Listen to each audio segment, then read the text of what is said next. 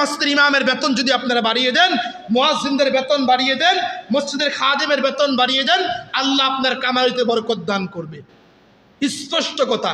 কোন আলেম এর বিরুদ্ধে একটা ফতোয়া দিতে পারবে না যে আলেমকে দান করার কারণে, মসজিদের ইমামকে দান করার কারণে কারো ফ্যামিলিতে কেউ অভাবে পড়ছে। যত জায়গায় মানুষ অভাবের মধ্যে পড়ে চিন্তা করে রাসূলের ওয়ারিস আলেমদেরকে দোয়া করাই আল্লাহ পাক অভাব দূর করে দিবে। বুঝেন না কথা? এই মূল কথা হলো যে আমার ভাইয়া, হাসরের দিন এই মুয়াজ্জিনরা সুপারিশ করবে, এই আলেম ইমামরা সুপারিশ করবে। আপনাদেরকে কষ্ট দিচ্ছেন কি জন্য? আপনাকে আল্লাহ পাক মসজিদের বড় বড় দায়িত্বে বানিয়েছে, ঈদগার বড় বড় দায়িত্বে বানিয়েছে। কথা বুঝেন নাই? টিয়া ওড়ে 1 লাখ, ইমাম সাহেব 10 জন 12 জন। কথা বুঝেন নাই? খেতে টিয়া দেয় 500 করে। বুঝেন নাই? বাকিটি কই যায়? টিয়া কারে দিছে? কোন সমাজের টাকা যায়? মসজিদের পদে আপনি আসছেন, আল্লাহ আপনাকে মসজিদ দায়িত্ব কবুল করছে। আপনি কমিটি মানে কিটা? আপনি বলেন আপনি কমিটি মানে কিটা? আপনি কমিটি মানে হলো যে ইমামের সর্বক্ষেত্রে সুযোগ আপনি দিতে হবে, তার অভাব প্রয়োজন আপনি পূরণ করতে হবে, তার সব দিক আপনি লক্ষ্য করতে হবে।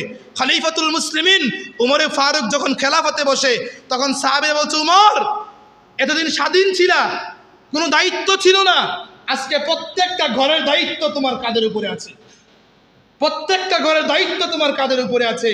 খলিফাতুল মুসলিমিন উমর যখন সফর করতেছে, তখন একটা বুড়ির ঘর থেকে কান্নার আওয়াজ আসতেছে। খলিফাতুল মুসলিমিন উমরকে বলছে, মা তুমি কান্না করতেছে কি জন্য?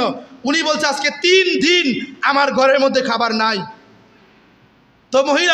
তো উমর বলছে, ওই যে এখান থেকে একটু আগে শামের মধ্যে সফর করছে উমর, তাকে তুমি বলো নাই? উনি বলছে, মহিলা বলছে, আমি কি লাগে উমরকে কমু? উমর খেলাফতের মধ্যে বসছে, উমর সমাজের সভাপতি, উমর রাষ্ট্রের সভাপতি মানে কিটা?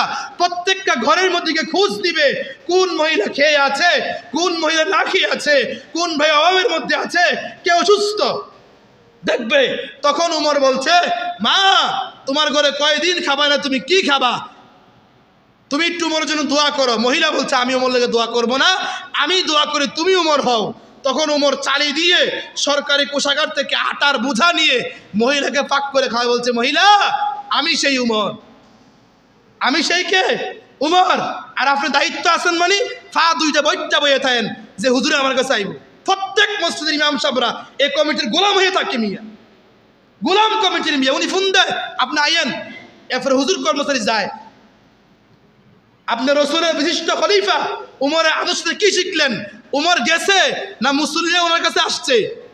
হ্যাঁ মিয়া, আপনি কি করলেন মিয়া? আলেমদেরকে আপনি কি করেন?